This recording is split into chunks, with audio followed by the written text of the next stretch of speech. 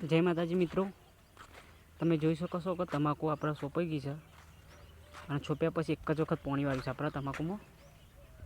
તમે જોઈ શકો છો કે સોંપ્યા પછી એક જ વખત પાણી વાળી છે અને રોપડી પણ આવી ગઈ છે.